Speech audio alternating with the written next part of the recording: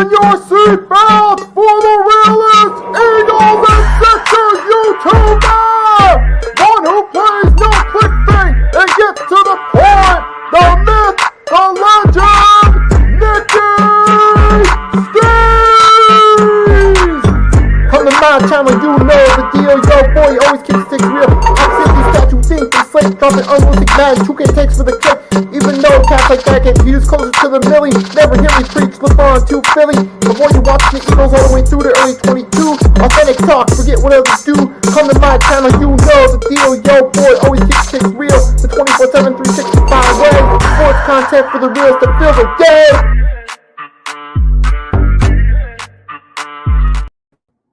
Good morning, folks. It is 11:30 a.m. Eastern Standard Time. We're trying it with a new setup this time for episode 33 of the 3-Point Blitz. In just one moment, I got to finish sharing something real quick, and I'll be right with you. Give a few more seconds for some people to come on in. If you're in, feel free to leave a comment in the chat.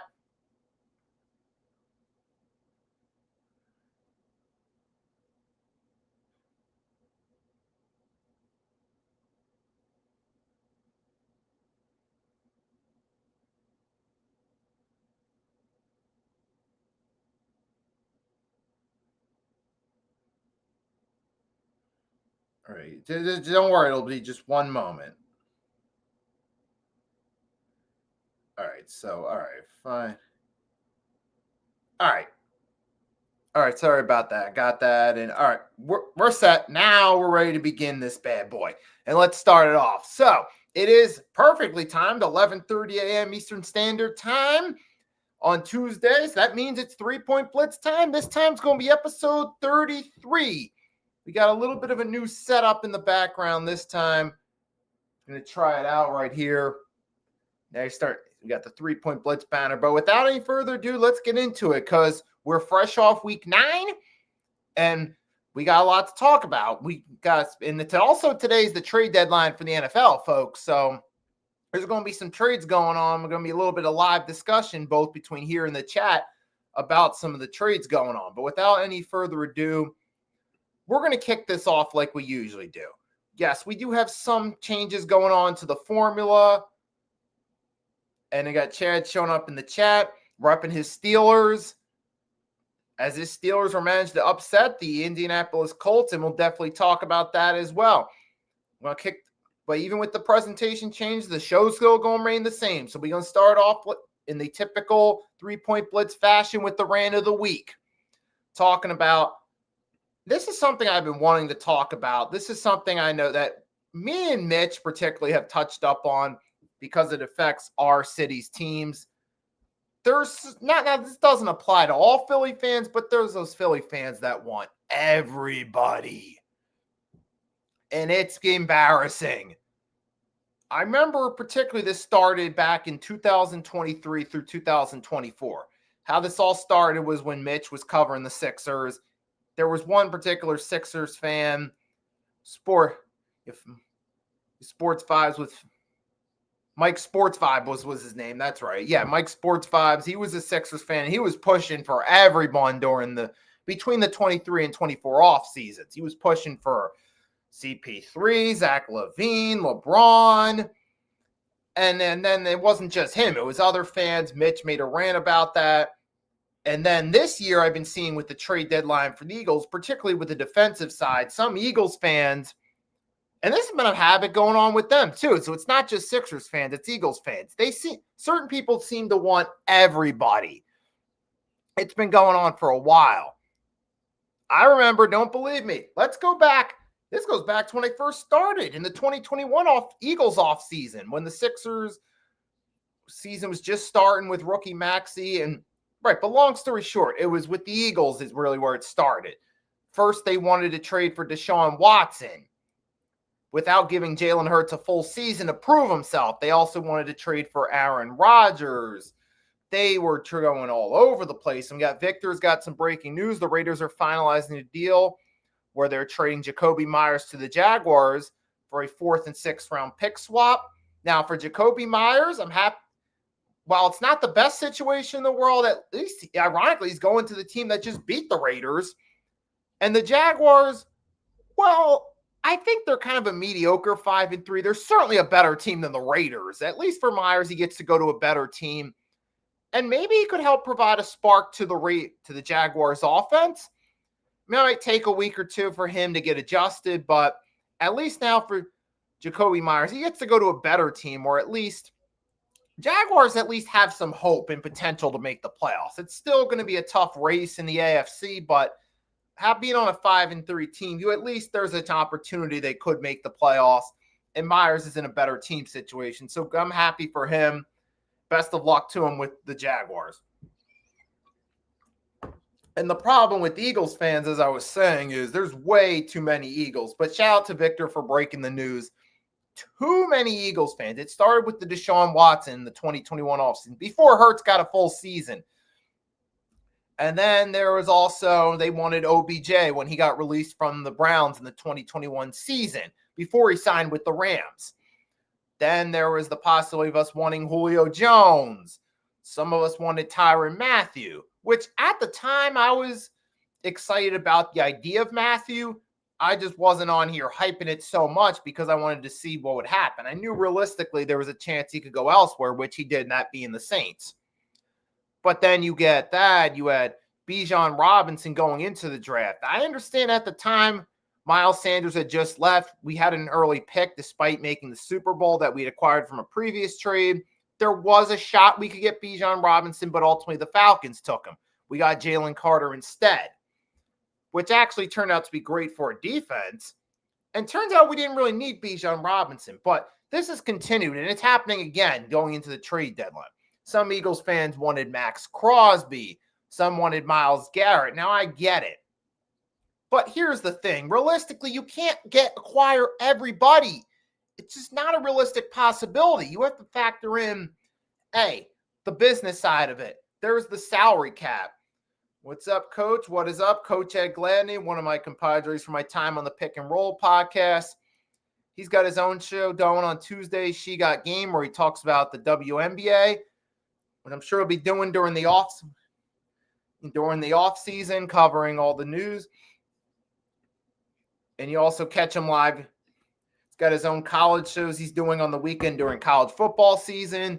So shout out to Coach Ed Gladney for coming through. He also made an appearance on episode 18 as a guest. And then with the Eagles fans, now we've seen it recently. First thing with all these wanting all these players, you got to factor in salary cap. It's a business. You can't afford to get everybody. This isn't Madden or this isn't 2K where you could just sign everybody, make a few trades. You got a super team going. Especially in football, it don't work like that at all. You have to build up through the draft in free agency, but mainly you build up through the draft. And that's what we've seen with players like Devontae Smith, Jalen Hurts. Even though we thought it was a terrible pick at the time, you don't really build up these super teams like you can on Madden. You don't go and get Myles Garrett, Max Crosby. It sounds great, but realistically, it don't happen due to salary cap. Number two, not every player is going to be a great fit. Just because a player did great with one team don't mean it's going to cross over. Perfect example for Philly, Nnamdi Asomugha. Remember him? He was great with the Raiders. He went to the Eagles, and he did a complete 180. Remember Jordan Howard? Hey, what's up, David? What's up? Remember Miles Sanders left the Eagles? Panthers fans thought it was going to be a big pickup, and it was a complete flop for them. So there's that factor as well. The salary cap, you can't afford to sign everyone. And number two, just because a player does well with one team, don't mean they're going to do great for your team. See Nnamdi Asomugha for Philly. So there's that. Or see, what's Buddy Hield with the Sixers? We thought that'd be a great addition. He just didn't really fit in with the Sixers. So just because you want a player doesn't mean they're always going to fit in once they get there. So fans got to be a little more realistic and understand both the salary cap side of it, the business side of it, and the team chemistry side. That's another factor too. There were some Sixers fans, for example, they wanted LeBron to join, be a role player with Embiid and Maxey, but that's unrealistic because LeBron James does not want to be a role player. He still wants to be the lead guy. Whether he actually is or not at this phase, that's a whole nother story. But the point is, that was an unrealistic expectation And that's something fans got to consider, too, before they put all these hot takes out there. Guys, that may work on video games, but it don't work like that in the real world. Please, let's just put that out there, Eagles, Sixers fans. I understand it sounds fun to talk about the idea for the Sixers of an Embiid, Maxey, and LeBron trio. Seemed like a fun idea on paper a few years ago, but it don't mean it works that way in reality. So you got to be a little more realistic, folks. And like I always say, if you want to do those unrealistic super teams, there's always Madden and 2K franchise mode to do that with. But moving right along with that. And yes, to the Eagles, we did make some trades too, but it wasn't for Myles Garrett or Max Crosby. And plus, it would have made no sense considering that secondary was really our big need. We're pretty stable on the defensive line. We really need guys in the secondary. That's why I've been going for guys like Jair Alexander, Michael Carter III from the Jets, and even Jalen Phillips from the Dolphins to fill that linebacker void because we got Aziz from the Giants on injured reserve. But moving right along, now we're going to switch gears and talk about the NFL, starting the Week 9 recap. Start off with the Thursday night embarrassment. Now, there's two stories to say for this. First, the Baltimore Ravens with Lamar Jackson looked more competent. We've known over the past couple years, obviously, Lamar Jackson, when healthy, is easily a top 5 quarterback in the NFL, especially come regular season time. He balls out. And that's what happened here against the Miami Dolphins. And the Dolphins, and it was so bad, they fired their GM on Friday, less than 24 hours after this embarrassing Thursday night debacle against another team that both teams went into this matchup 2-5, mind you. So on paper, this was a winnable game, but in reality, this was a cluster. So they're starting to clean house. Step one, get rid of the GM. I remember years back, urinating tree on this was back in 2019, or when they fired Adam, or whenever they fired Adam Gase on his sports ball, talking about the Black Monday. He said the best cult change really comes at the top. And that's what the Miami Dolphins, I think years later, they might be just starting to realize that now. And the GM firing might be their first step to address that and try to make some culture changes by getting rid of their GM. Which, don't get me wrong, it's long overdue. We've seen how they brought in a lot of talented players like Ramsey and Hill, but which in the short term helped them out. They made the playoffs a couple times. They were one of the more fun teams to watch when healthy, but it started catching up to them in recent years. They had to trade Ramsey. That's right. We're trying this out. The poster, that's a Chris Long Eagles picture. I've had that up there for a while. That 3-point blitz thing, I just did that. I'm trying to experiment with some different, presentation-wise, I'm trying to experiment with some different things. We're still keeping the show format the same, but yeah, presentation-wise, yes, we changing it up a little bit. So we're trying this new setup. And just like the Miami Dolphins are starting to try changing different directions at the top by firing their general manager. Now, next step, Mike McDaniel, yeah. How much longer is he going to stick around? I mean, you got to wonder, the fact that he still has his job, does he have dirt on the owner that the owner doesn't want him to reveal? Like, I mean, what the hell is going on, bro? Have you thought about getting a green screen? You can get a cheap one at Amazon. That's something I'll consider maybe in between shows today. Possibility. So thanks for the suggestion, Mitch. And as I was saying, though, the Dolphins, though, I mean, eventually, though, on a serious note, Mike McDaniel's eventually gone at some point. At some point, they're going to move on, and they're just going to have to blow it up all over again. And Tua, we see it every week now. It's just the reoccurring theme of he's not the same quarterback. He's making horrible throws. The most notable play from the Dolphins was a punt return in the third quarter. That's right. Yeah, anyone that saw even highlights of the game saw the most notable play of the Dolphins was a punt return in the third quarter, in a game they had 2 field goals and scored a total of 6 points. That, my friends, is absolutely embarrassing, and it's an abomination. But for the Ravens, salute to them. They get the win. They're 3-5 with Lamar being back and being healthy. Maybe there's an outside chance they go on a bit of a mini run, maybe creep back into playoff contention.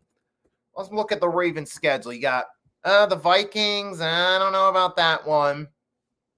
But then you do have the Browns, then the Jets, then the Bengals. Those are 3. So 3 of the next 4 are winnable. So it's possible the Ravens could win 3, maybe even shock the Vikings and win all 4. So there is a chance the Ravens could creep back into contention. And then they play the Steelers to start December, their first December game.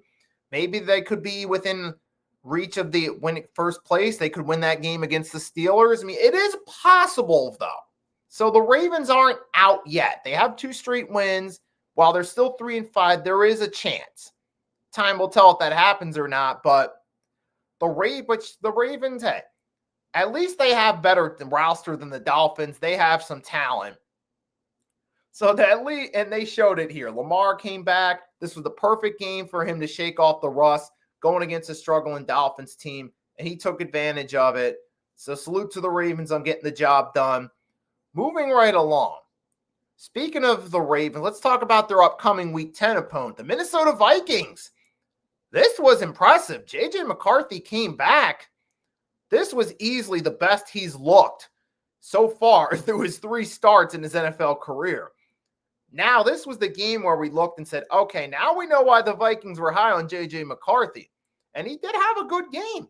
He had a total of 3 scores, 2 passing touchdowns, including a beautiful throw early to Justin Jefferson, which it helps when you have a dynamic receiver like Justin Jefferson who can make insane catches on a week-in, week-out basis and makes it just a regular thing that he does.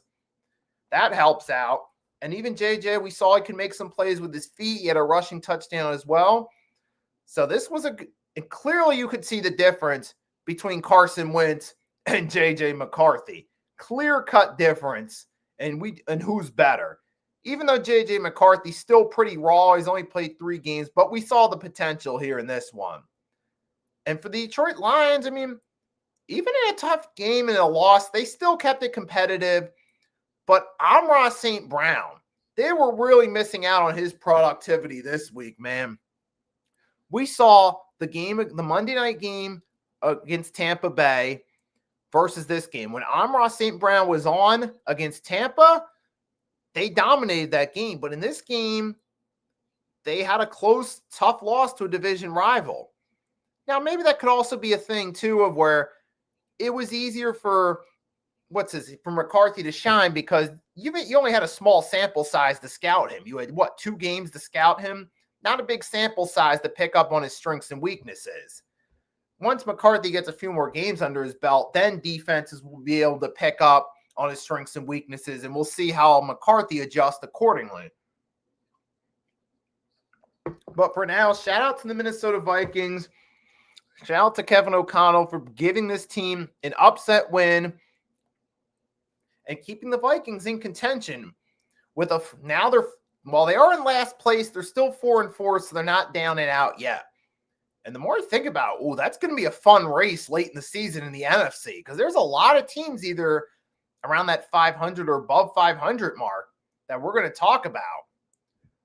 And speaking of teams above 500 and speaking of upsets, wow. As an Eagles fan, this is hilarious because the Packers' underachieving performance indirectly helped us.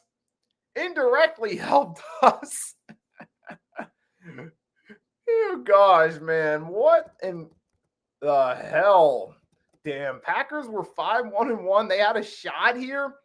I mean, they would have won. They would have been 6-1-1, which would have automatically put them at number 1 seed because they'd only would have had 1 loss. But instead, they just fell apart. And credit, though, I'm going to laugh at the Packers a little bit. I mean, their offense, This is why I'm not really sold on Jordan Love being that next franchise quarterback. I'm not saying that Love's a scrub in any way, shape, or form, but in terms of Love being the successor to Rodgers and Favre, it's games like this where I just don't see it. This was a winnable game. And a lot of the Packers games this season, their offense hasn't been scoring a whole lot of points. This is very eerie, similar to the Browns game where the defense did a decent job keeping them in check, but the offense couldn't score enough points. And that's what happened here.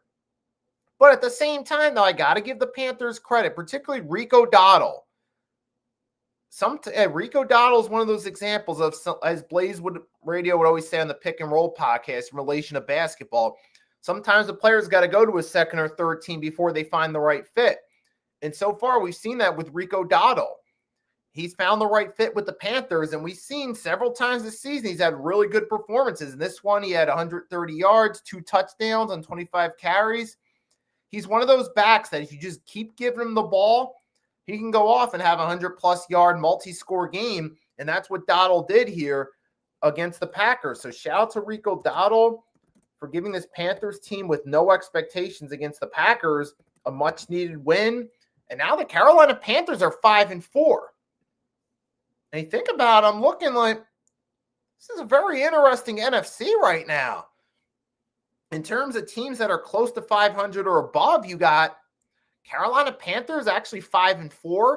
Granted, it's off an easier schedule, but still, being 5-4 with little expectations is still an impressive accomplishment. So I got to give the Panthers some props on that. They're playing better than expected.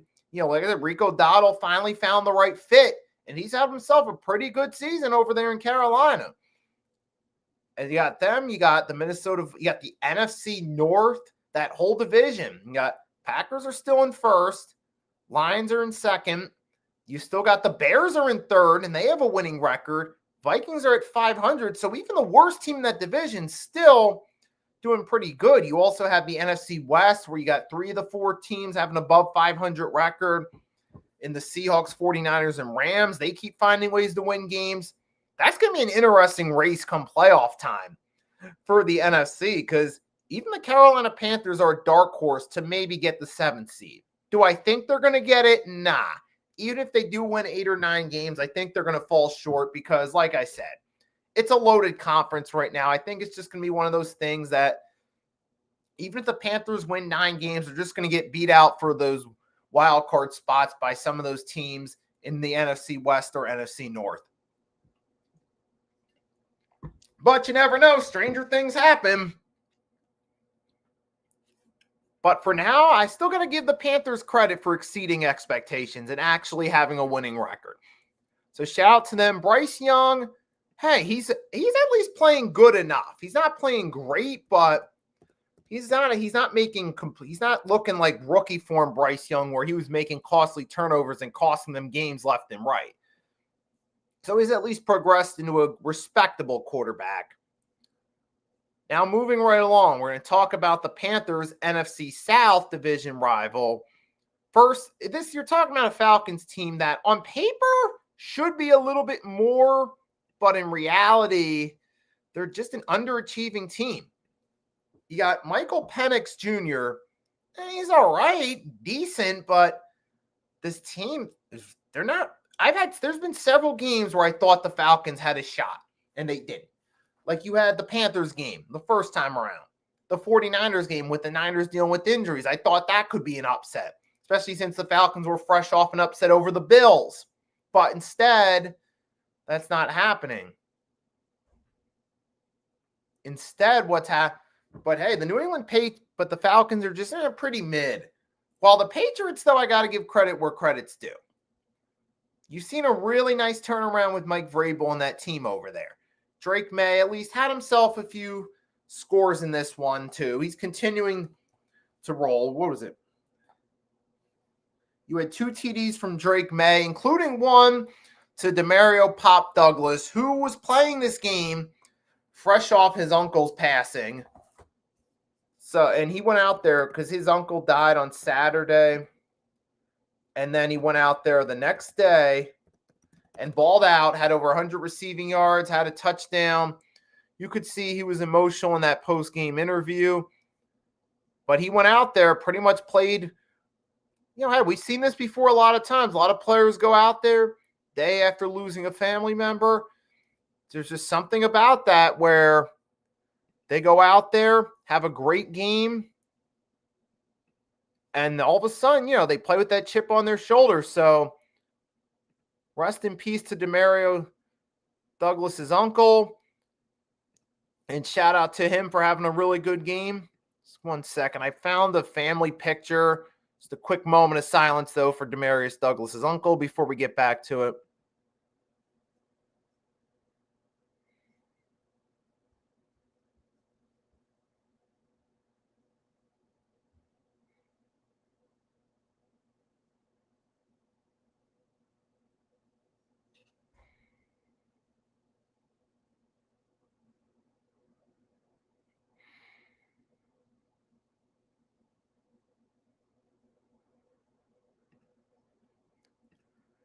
So rest in peace, Demario Pop Douglas's uncle. Condolences to the Douglas family.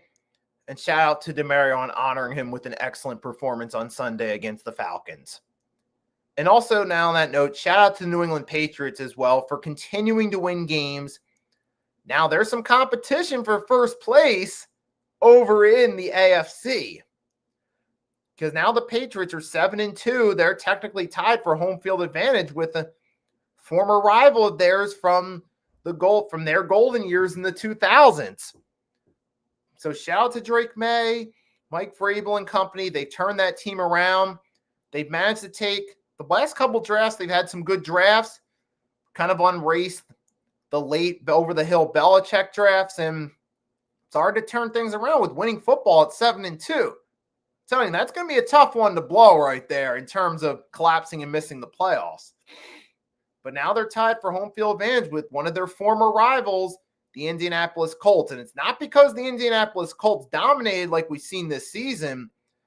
It's because they took the Steelers for granted, and the Steelers had themselves a pretty good day against them. The Pittsburgh Steelers beat the Indianapolis Colts 27-20. This was a game where the play calling in the offense for the Colts, I think Shane Steichen got a little overzealous. They got caught up in the idea that the Steelers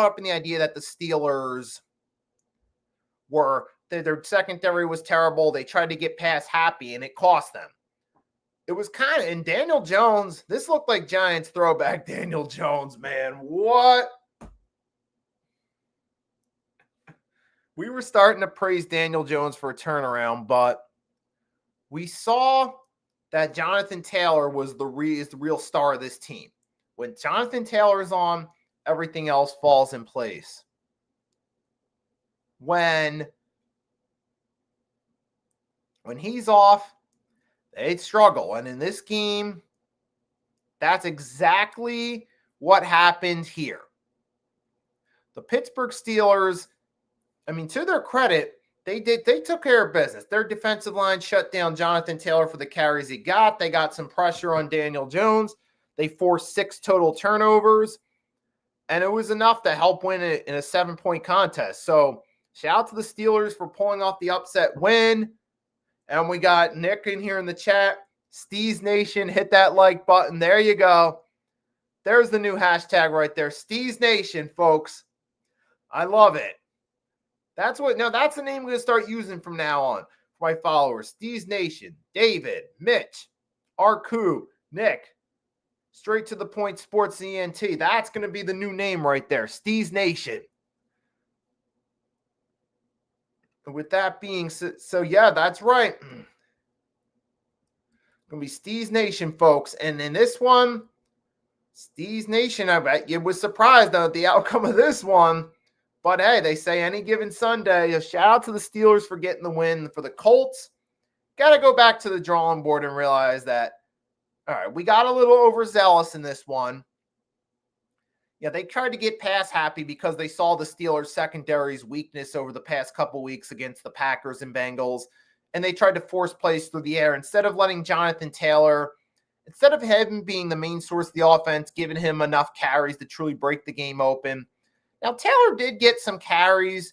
he had 45 yards off it, but they probably should have tried giving Jonathan Taylor the ball a few more times, at least giving him more of a chance to break the game open. If he did, maybe that would have changed the outcome, but it just didn't happen. So, hey, it's just one of those things. Any given Sunday, a team could win. Do I think the Colts, they'll bounce back from this? I'm not saying that this is the end of the line for them, because the Colts are still a good team. They're still tied for home field at the moment, headed into Week 10 with their former rival New England Patriots. So I'm not saying they're out. I just think they got to go back to the drawing board, get back to what worked right for them. Going with Jonathan Taylor as the main source of the offense.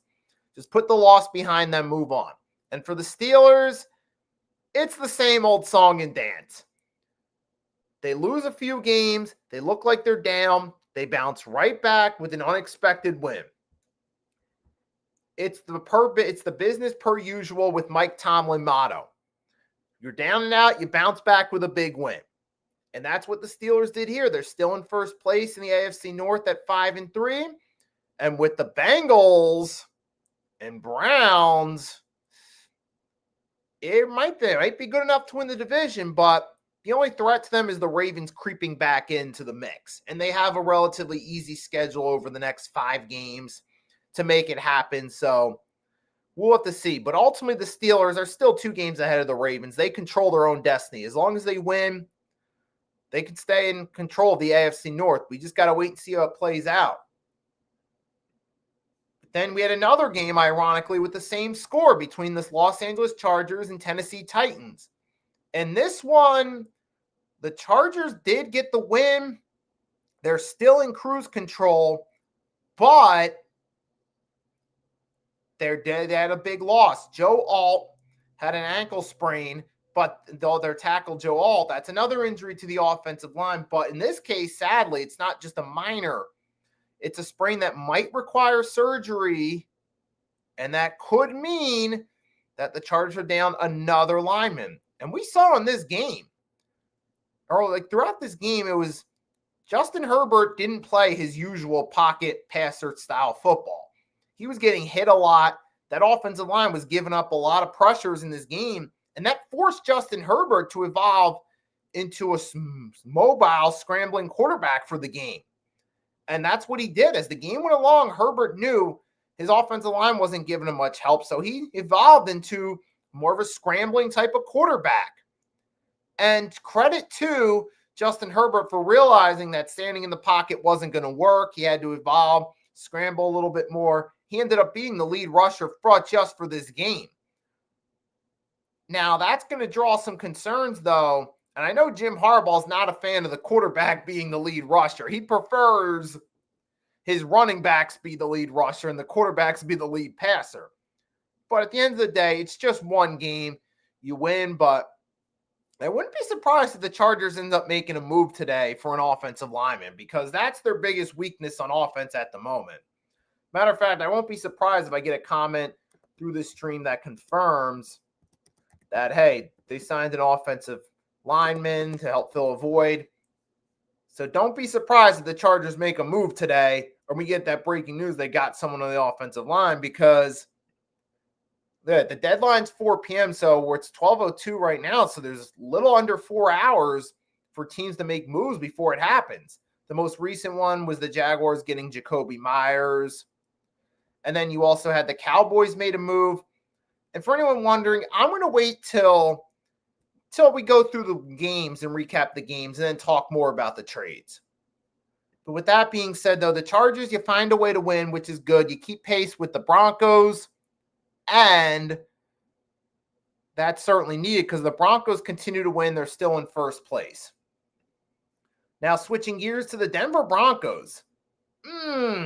The Broncos did win this game, and they still keep rolling. So credit to the Denver Broncos. They found a way to win, but I'm noticing a pattern here. Look, this 2025 Broncos team is looking a lot like the 2011 team, especially on offense. Bo Nix, with his Bo leaving, is looking a lot like Tim Tebow and Tebow Mania from 2011. It is. Because during that stretch, the Broncos would play ugly And all of a sudden, you would get a bunch of fourth quarter heroics and it would be just enough for the Broncos to win. When they were going against teams like the Miami Dolphins, the Chicago Bears, who else? A banged up Minnesota Vikings team, mostly playing easier schedule. They would find ways to win those games. And you would see those late game heroic. Fourth quarter, Tebow would do just enough to help lead a win. And now we're seeing something similar with Bo Nix. What was the stat line again? You had like, what was it, 1 for 7 or something at one point. Then all of a sudden, the second half, he caught on.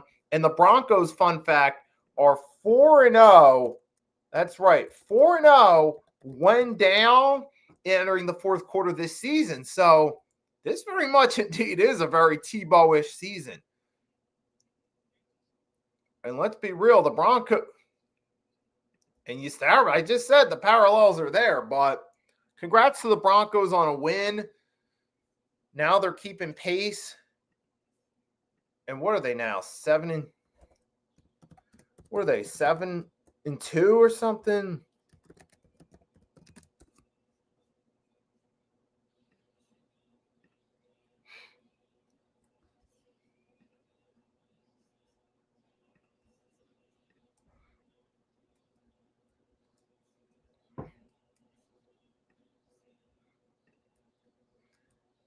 And there was it now. So the Broncos are set. Yeah, they're 7-2 now. Chargers 6-3.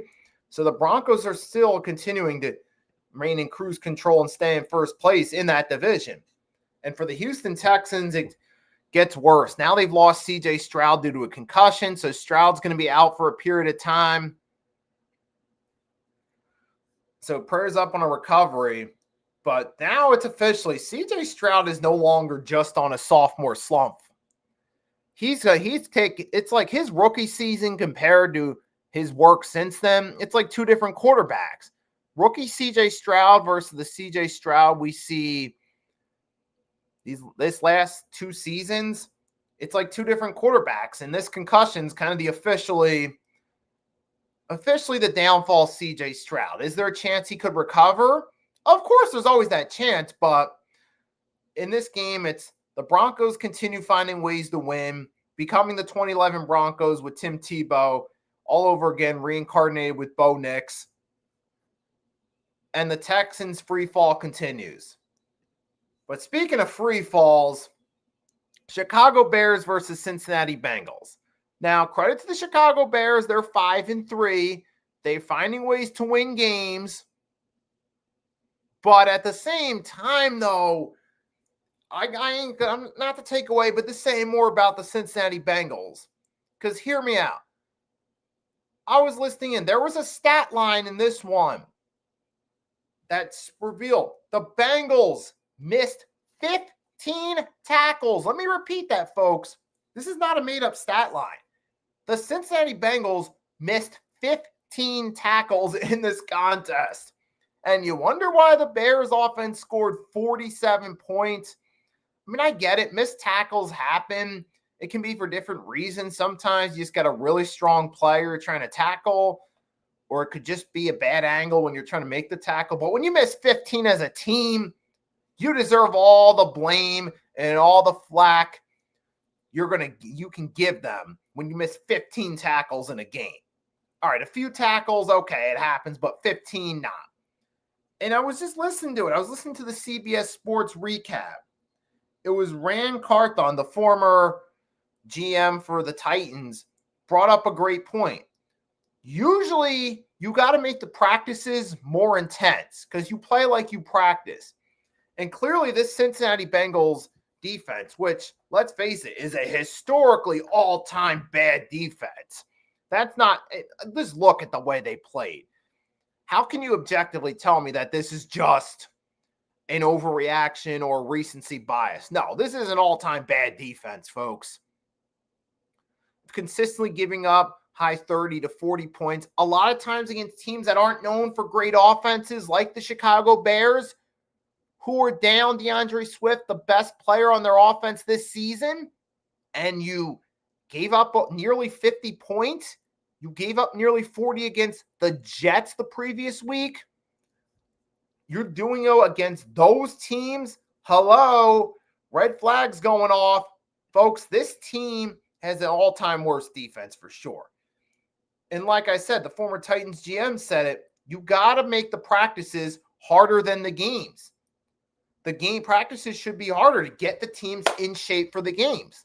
And clearly for the Cincinnati Bengals, their defense is not having those intense practices that get them in shape for the games. And it's been the clear factor over these past couple years. Plus, they've invested so much in the offense that it's hard to get the right players on defense. Part of the reason they couldn't afford to sign Trey Hendrickson to a big long-term deal. And that's ridiculous right there.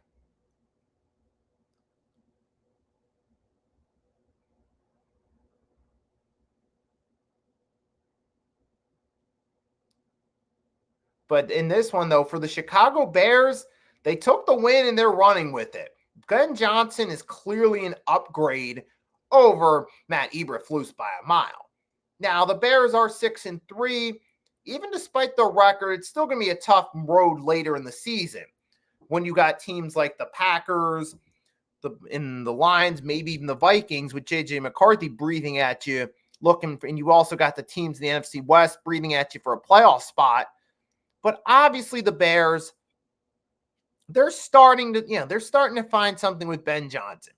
They're finding ways to win games. May not always be pretty. Sometimes it's on a softer schedule, but they're winning games. And the Bears are 5-3. They deserve credit for it. This game was the perfect opportunity for Caleb Williams to get his confidence going. And this was the weirdest game of Williams' career. He had a reception. He had over 100 at least. What's the exact? Hold on a second.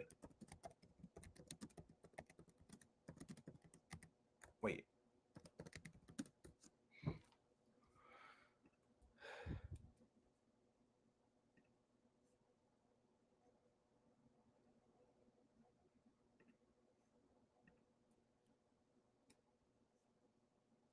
You have Caleb Williams, so he had nearly 300 yards, and he had 3 touchdowns in this one.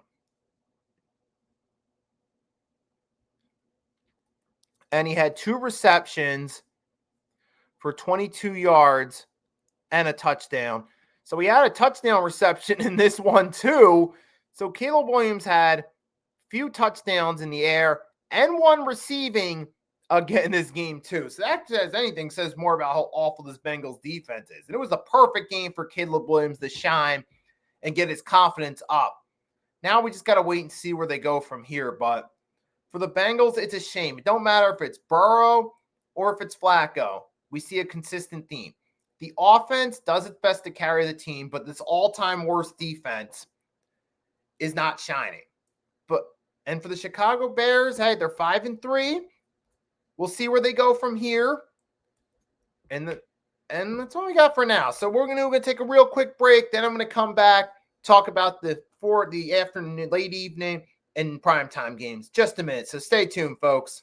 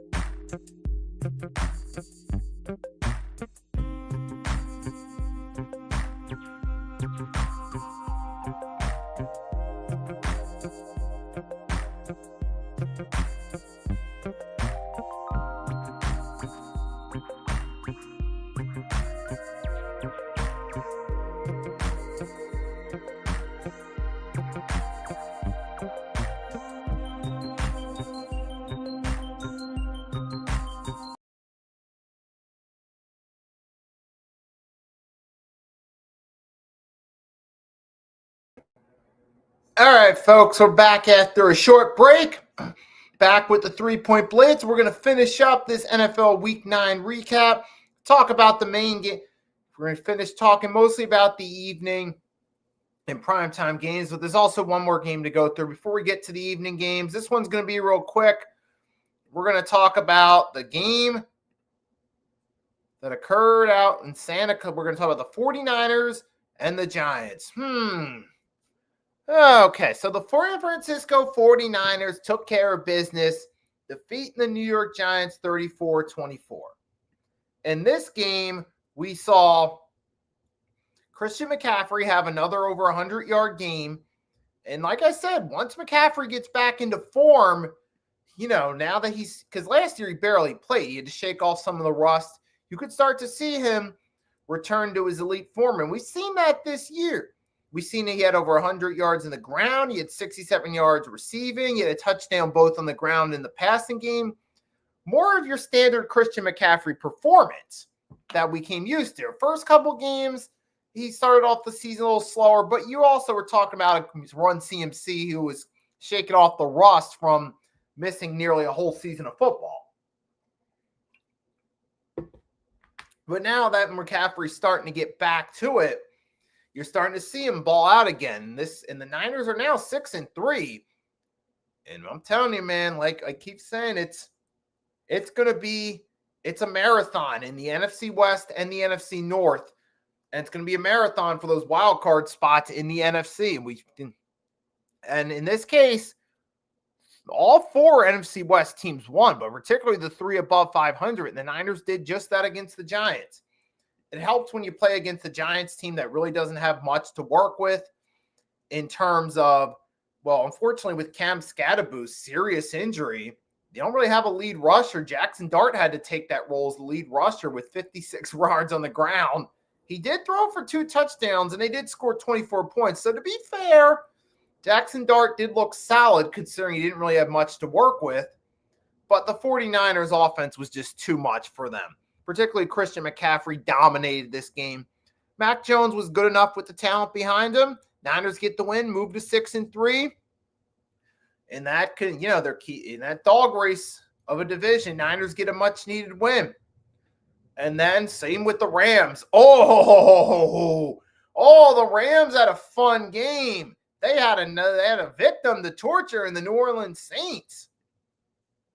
You had yourself Tyler Show. Not the best point to start him at, Kellen Moore. You started Tyler Show against the Rams and thought it would be a good idea to trot your rookie quarterback out there against the juggernaut. And you thought as a struggling team it was going to go well.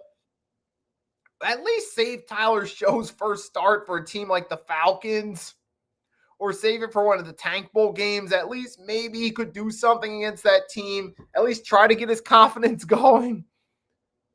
That was a real, I understand the Saints are trying to do something with their offense, but was this really the right game to try to give Tyler Show a shot? I just hope this game didn't destroy his confidence. Not that Tyler Show is necessarily a prospect I'm high on, but at least he was a guy who maybe had some potential to do something here, all right? You're talking maybe had some potential to go out there, at least try to give this team a spark, but they picked the wrong game to do so, and the Rams just feasted on them. And the Rams get a huge win. Now, yes, it was against the Saints, but at the same time, it's like, look, you went into this contest 5-2. You're clearly the better all-around team. They did what they should do, and that's dominate. Matthew Stafford, 4 passing touchdowns. Kyron Williams over 100 yards. What do you expect? 3 of those 3 total touchdowns between Adams and Nakua. Just an offensive juggernaut performance by the Rams against a team who's on pace to get the number 1 pick in the New Orleans Saints in a 3-way tank race with the Jets and Titans. So congrats to the Rams taking the free win. I'm just looking forward to when those NFC West matchups happen. I'm looking forward to those Rams Seahawks, Seahawks 49ers, Rams 49er games. So just wake me up when we get there. But speaking of now while we're here, let's just get this one out the way. I know I'm skipping around this time around, but let's talk about the Seahawks for a minute. Oh, yikes. I mean, Washington Commanders, ooh. On one hand, let's just get the negative part out the way. It's obvious there's a sophomore slump here. Oh, sorry about it. Just got to fix something real quick. Shit. All right. Just had to do a quick fix of the score box right there. It was actually 38-14. There we go. But the Seahawks took care of business. Either way, 38-10, 38-14. It was still a dominant performance by the Seahawks. For the Commanders, what a shame with Jaden Daniels, man. He goes down for a serious shoulder injury and an already injury-battered season. This is just the nail in the coffin for his sophomore season. At this point, just give Jaden Daniels some rest. Just take him out for the season, which, I mean, he was put in a sling, so that's pretty much an indication when you're getting put in a sling in November that you're done for the season. So at this point, it's like, look, man, just give Jaden Daniels some rest. Give him some time to recover. let him move on. You saw, I mean, the boy Commanders, it's such a shame. They couldn't get anything going. Chris Rodriguez Jr., nothing going there. And this Commanders team, it looks like you may have lost Marshawn Lattimore for the season. You lost Luke McCaffrey for the season. How Bosley, Jaden Daniels. This was the most brutal game possible for the Commanders, who were already 3-5. Now you've lost several key pieces. I just hope Jaden Daniels' injury-riddled season is only temporary, and I hope he doesn't suffer the RG3 syndrome, where injuries rattle and destroy him. But that's another story for another time. But, man, and let's take a look. What did the Seahawks offense do in this one? Sam Darnold went out there, had himself a 4-touchdown game. You might think about it. I started thinking about it throughout the week. I'm looking at what Sam Darnold did the last year in Minnesota and then this year in Seattle.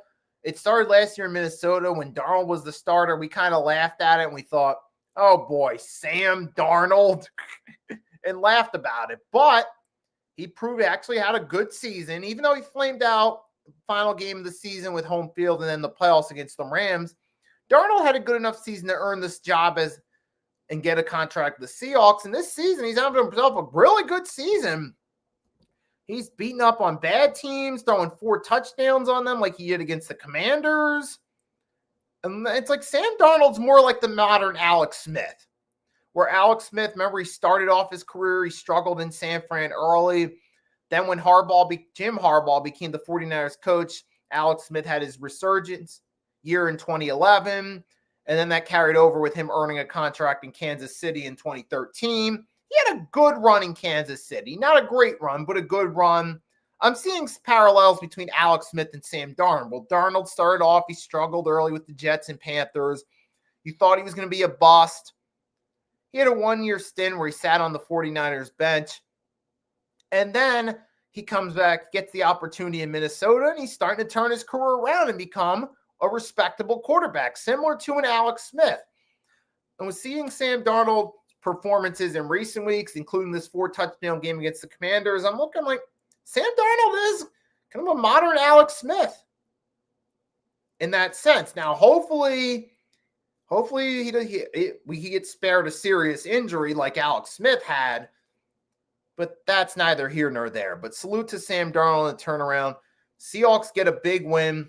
Now they're 6-3. They're keeping pace with the Niners and Rams. And like I said, I'm looking more, no, actually 6-2. But yeah, Seahawks are 6-2 because they had their bye. They're keeping pace with the Rams and Niners. Just bring on any pairing of those 3 teams in the NFC West. They should be some fun games. Speaking of fun games, the game everyone was looking forward to. You had the Buffalo Bills versus the Kansas City Chiefs. Start off, congrats to the Buffalo Bills on the win. They keep momentum rolling. Like you see with this defense, Joey Bosa's been a really good pickup for them. And Josh Allen's doing his usual Josh Allen thing. But here's the crazy part about this. Josh Allen versus Patrick Mahomes. There's 2 different tales. There's the regular season tale. In 6 times the 2 teams have met with the respective quarterbacks, Allen and Mahomes. Buffalo's 5-1 in the regular season. But come playoff time, Kansas City's 4-0. It's pretty crazy. It's like it's like 2 completely different situations. I mean, it's almost like Josh Allen versus Patrick Mahomes in the regular season is like Peyton Manning dominating for Indianapolis during the regular season.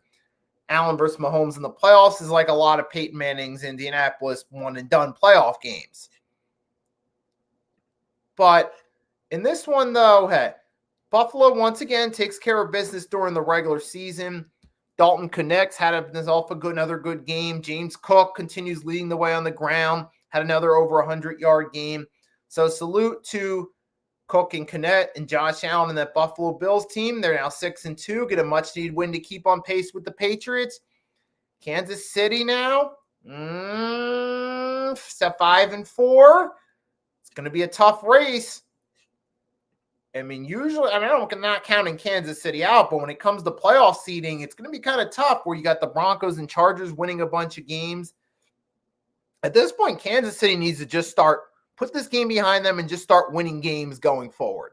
That's really the key for them. But it's shown this season you can't solely rely on Mahomes to bail you out.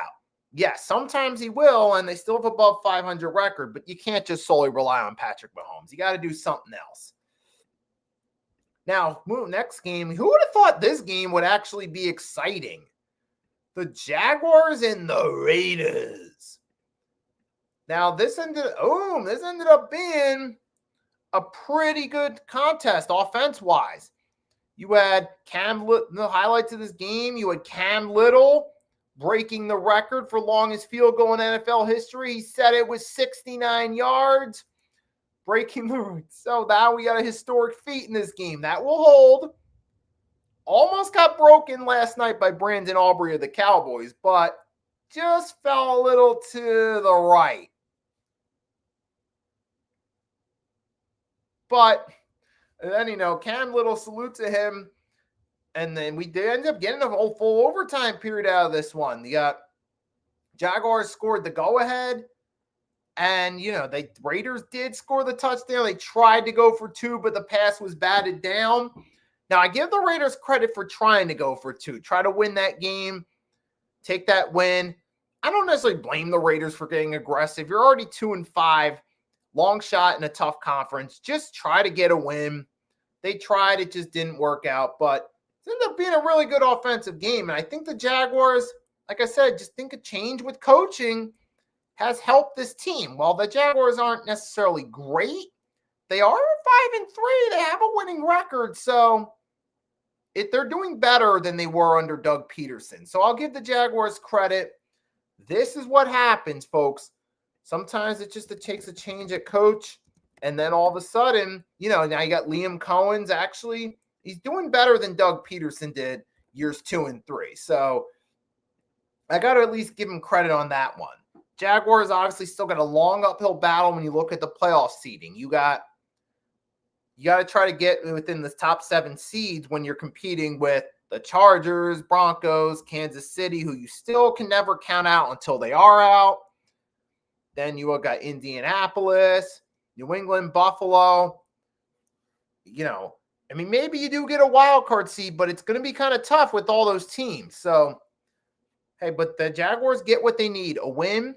And I got to give them credit. Liam Cohen's doing better than I thought they would have. They're at 5-3. I thought this Jaguars team might be, like a 4 or 5 win team at best for the season. Now they got 5 wins entering week 10. So they've exceeded expectations. So shout out to the Jaguars on that one. And actually good, and credit to both teams for actually giving us a good offensive game, because we did see a lot of fireworks. We got a combined 59 points. So excellent job by the Jags and Raiders on that one. And now we're going to close this out talking about, oh gosh. As an Eagles fan, thank you, Jonathan Gannon, for this one. You still cost us the opportunity to have a third hat with this, but you did your job in giving us something to laugh at. Well.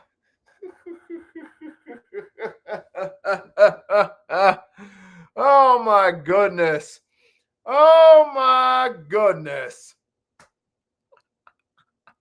Whew. Again, thank you, Arizona Cardinals, for beating up the Dallas Cowboys for us. And for the Cowboys, they had 3 turnovers total in this game, 2 lost fumbles and a pick. When your defense is a dumpster fire, there's only so much Dak can do to try to carry the team before the pressure of doing so finally caught up to him.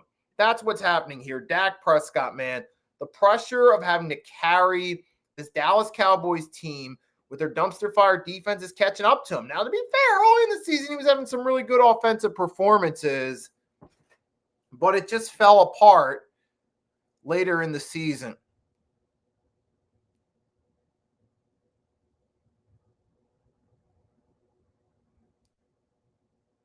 And it's starting to fall apart here in recent weeks.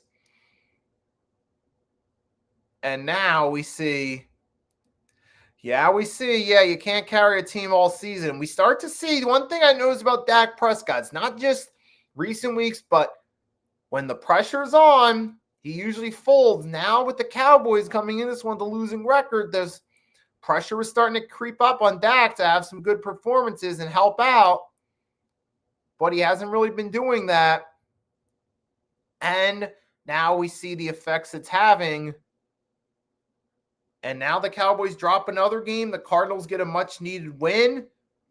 Hey, so I'll give them props. They're 3-5. I don't think this team's really going to go anywhere, but they get the win for now, so I'll give them that. And now, going to move right along.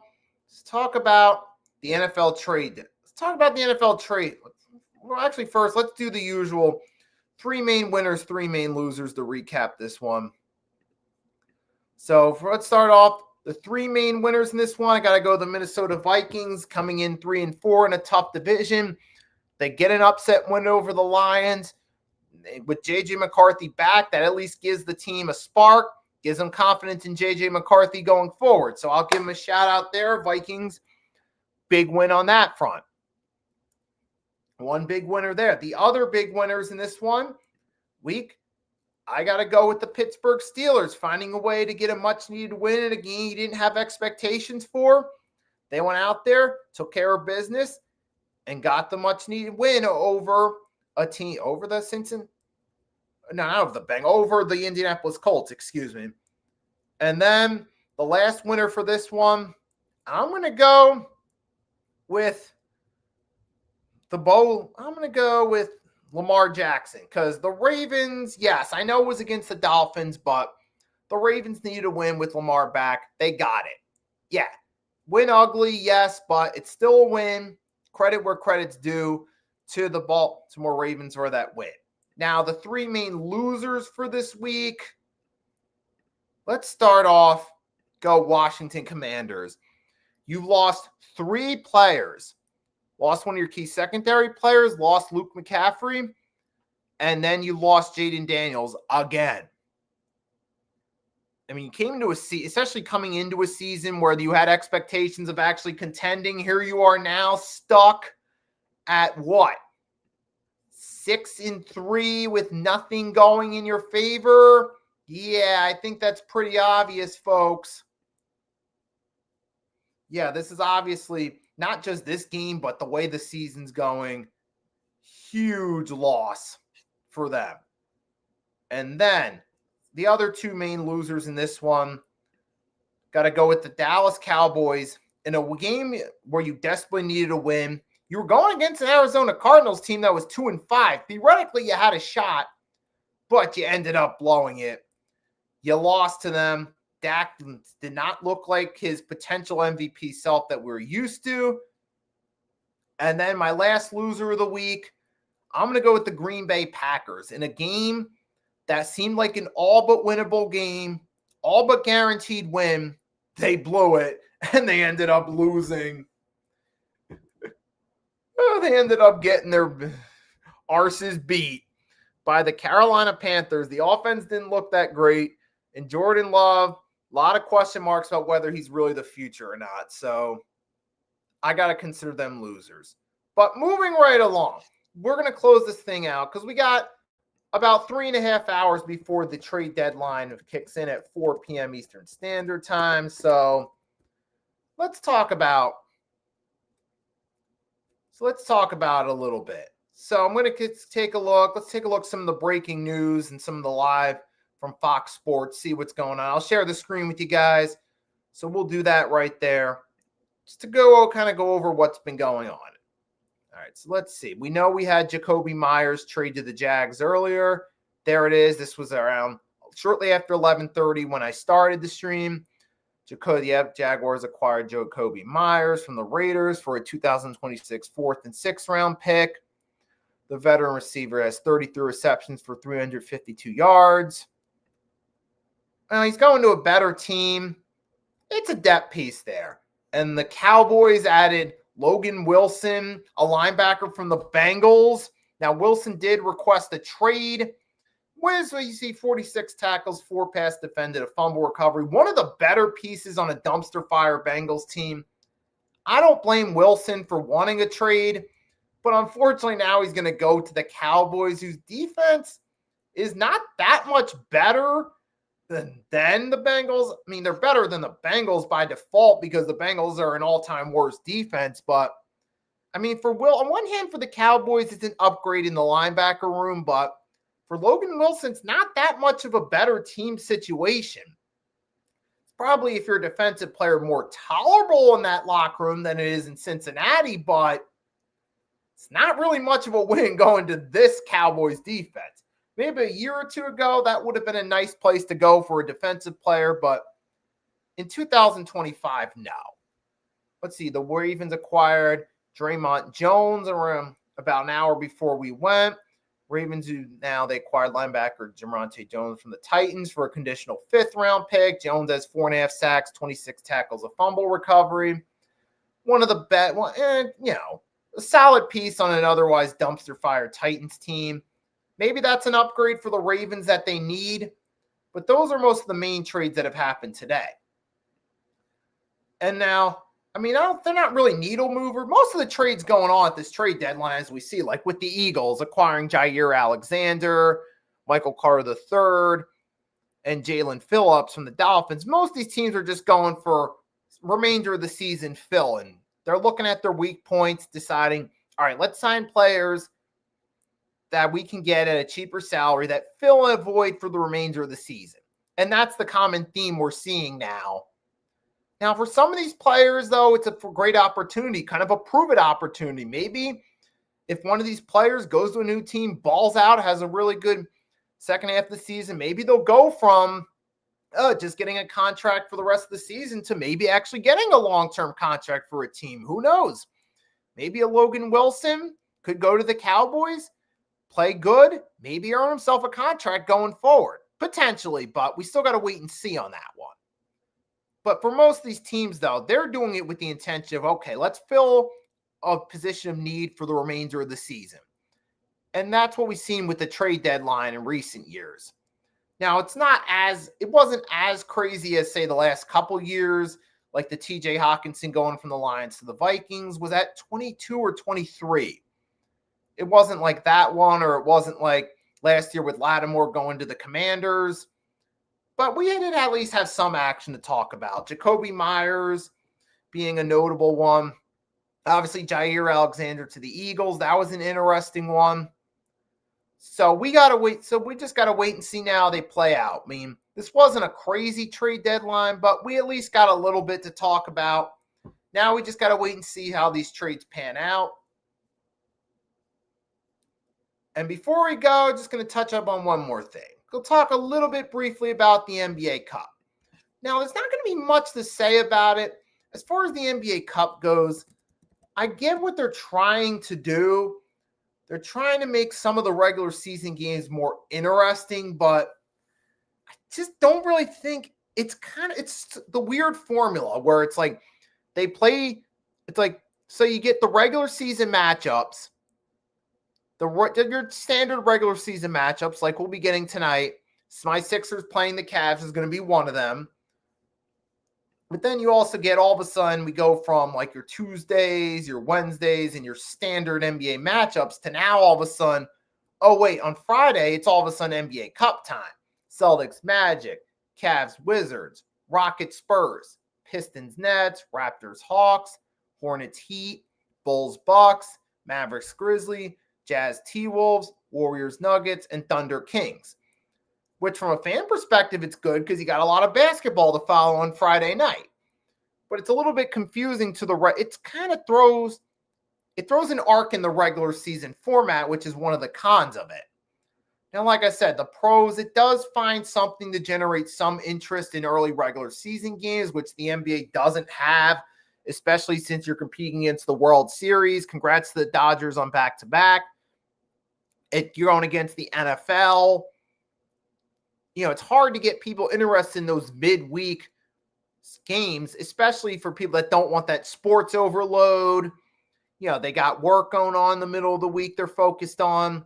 They're going to wait typically till the NFL offseason, then start following the NBA more so. So I get what the NBA is trying to do.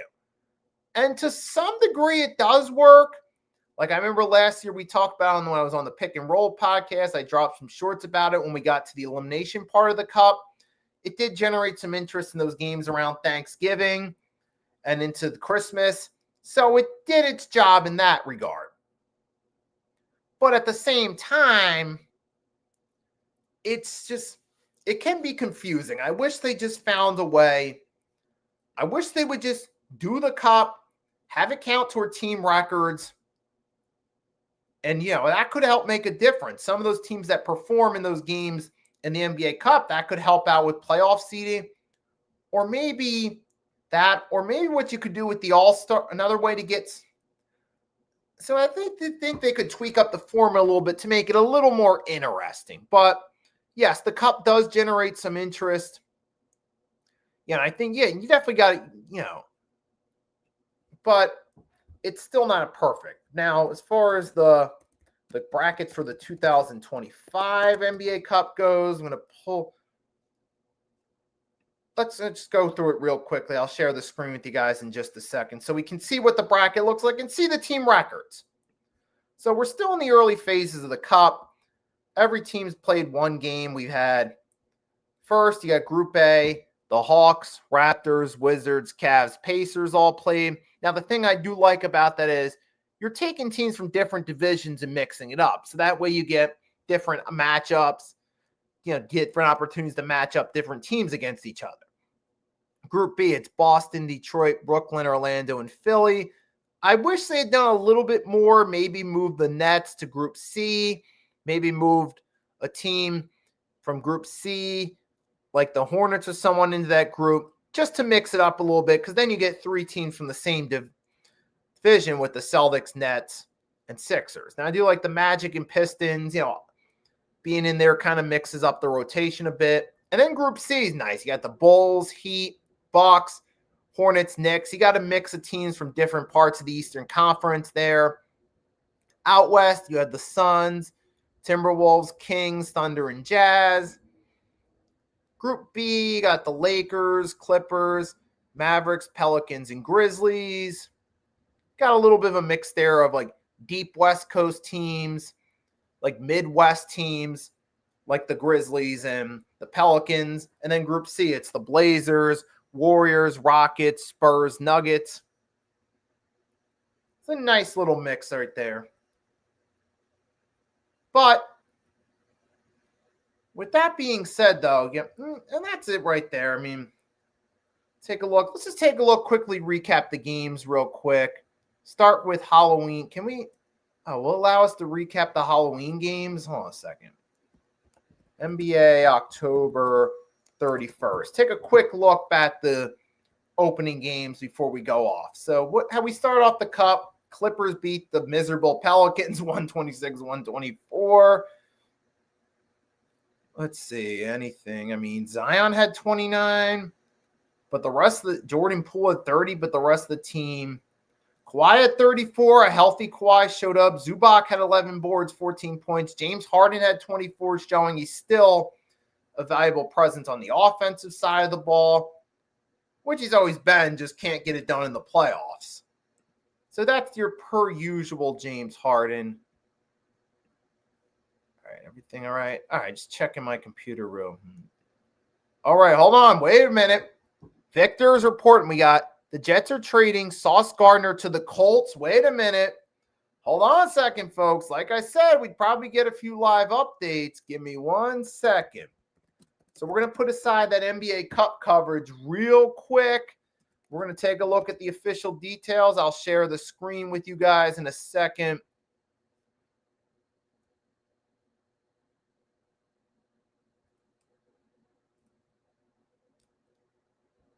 Let's see. What's the official details of the trade? Let's see.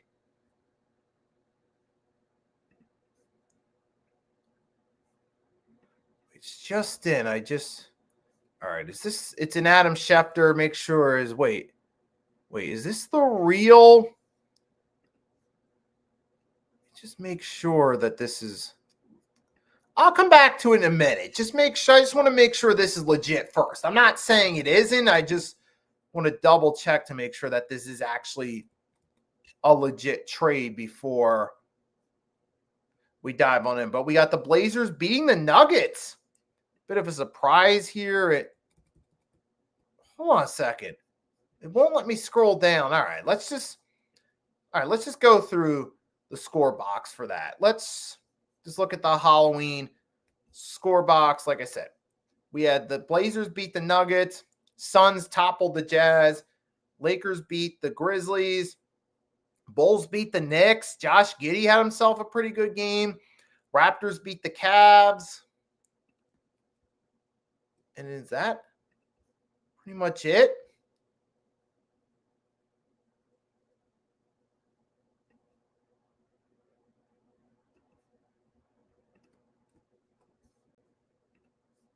And that might be it with this one right here.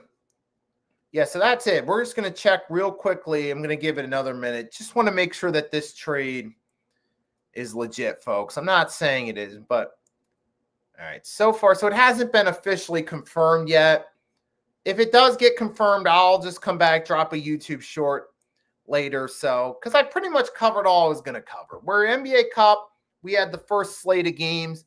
Now we're going to see what happens with the second slate. And we got David confirmed.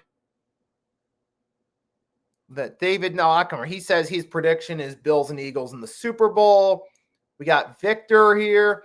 Coulter, yeah, he said that 2 first-round picks for Sauce Gardner. It'll probably appear in a few minutes. So if that's true, then good for Sauce Gardner. Great for him. He finally gets to get out of that hellhole of the Jets and actually go to a team where he can actually get some postseason success and actually experience team success. So if so, I am happy for Sauce Gardner. He gets out of that dumpster fire. Now, I hope the same happens for Garrett Wilson. Even if it don't happen today, hopefully some point down the line, Garrett Wilson gets to go somewhere else and actually get to see what it's like to play on a real offense. And good for Sauce Gardner. Get out of that team. Go experience some success, young man. And we got Palacio, Rashid Shaheed traded to the Seahawks.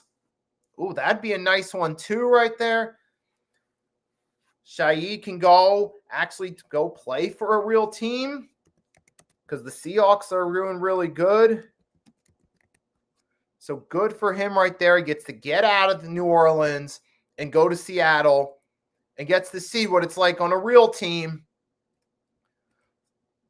So I'm happy for those 2 young men right there. So salute to Shaheed